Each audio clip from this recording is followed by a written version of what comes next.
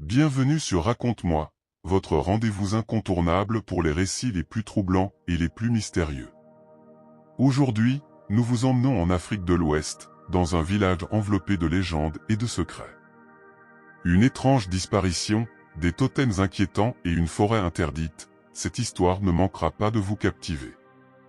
Restez jusqu'à la fin pour découvrir la vérité derrière cette malédiction. Et si vous aimez ce genre de contenu, n'oubliez pas de liker cette vidéo, de vous abonner à Raconte-moi, et d'activer la cloche pour ne rien manquer. Maintenant, installez-vous confortablement, car cette histoire va vous hanter. Dans la vaste savane africaine, loin des grandes villes et des routes goudronnées, se trouvait le village isolé de Kofira. Ce lieu, perdu entre les collines et les forêts denses, était réputé pour son calme et sa simplicité. Mais il portait aussi une sombre réputation. Les anciens murmuraient que la forêt des Murmures, située à la lisière du village, était un endroit interdit, un lieu où les esprits régnaient en maître. Parmi les jeunes du village, Thomas était différent. Courageux, mais aussi parfois imprudent, il ne croyait pas aux histoires racontées par les anciens. À 19 ans, il rêvait d'aventure et de prouver qu'il n'était pas comme les autres. Un soir, alors que le vent soufflait doucement sur les cases en terre cuite, Thomas annonça à ses amis autour du feu. « Je vais entrer dans la forêt demain. Je veux voir ce qui s'y cache. Les esprits. Ce ne sont que des inventions des anciens pour nous faire peur. » Ses amis le regardèrent, horrifiés.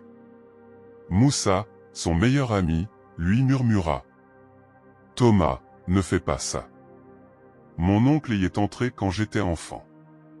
Il n'est jamais revenu. Tu joues avec quelque chose que tu ne comprends pas. » Mais Thomas éclata de rire et répondit avec un sourire moqueur.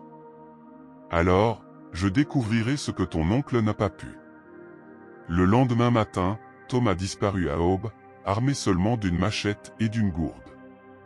Les heures passèrent. Le soleil brûlant laissa place à un crépuscule orangé, puis à une nuit noire et silencieuse. Mais Thomas ne revint pas.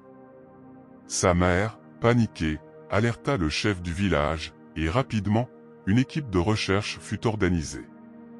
Une dizaine d'hommes s'enfoncèrent dans la forêt, torches à la main, appelant le nom de Thomas. Ils marchèrent jusqu'à une clairière qu'aucun d'entre eux n'avait jamais vue auparavant. Là, au centre, se trouvait une sandale. Elle appartenait à Thomas. Mais ce n'était pas tout. À côté de la sandale se trouvait un petit totem de bois, sculpté avec des motifs étranges. Moussa, qui avait accompagné le groupe, s'approcha du totem et murmura. « Ce n'est pas humain. Quelqu'un ou quelque chose a laissé ça ici. » Le chef prit une décision rapide. « Nous devons partir immédiatement. » Les jours suivants furent marqués par des événements inquiétants. Les nuits étaient hantées par des cris déchirants provenant de la forêt. Les animaux domestiques devenaient agités, et certains disparaissaient mystérieusement.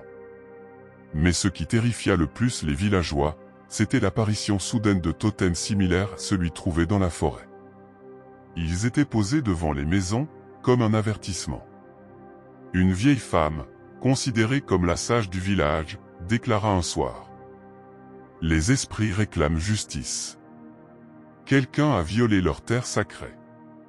Si nous ne faisons rien, nous serons tout maudits. » Le chef décida d'appeler un marabout renommé, venu d'un village voisin.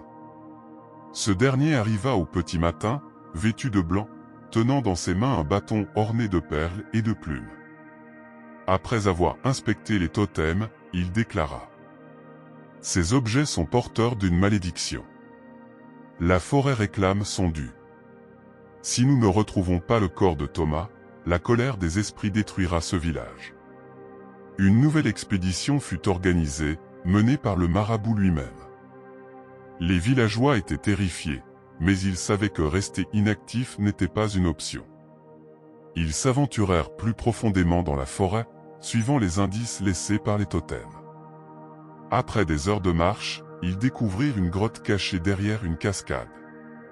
À l'intérieur, ils furent accueillis par une odeur nauséabonde et un froid inexplicable. Les murs de la grotte étaient couverts de peintures anciennes représentant des figures humaines prosternées devant des formes sombres et imposantes. Au centre de la grotte se trouvait le corps de Thomas. Il était allongé, entouré de totems, les yeux ouverts comme s'il avait vu quelque chose d'effroyable avant de mourir. Le marabout murmura. Il a enfreint une loi ancestrale. Nous devons le ramener pour accomplir le rituel. De retour au village, une grande cérémonie fut organisée.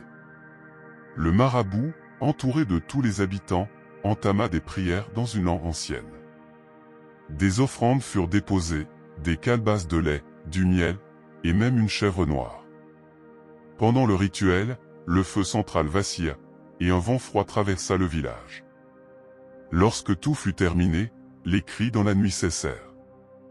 Les totems disparurent mystérieusement, et la paix sembla revenir.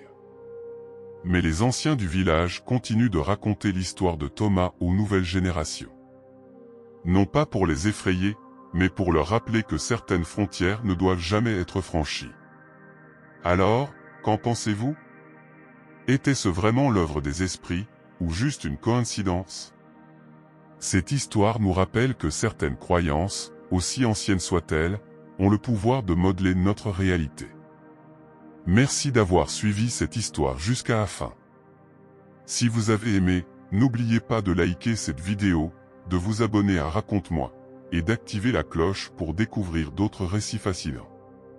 À très bientôt pour une nouvelle histoire.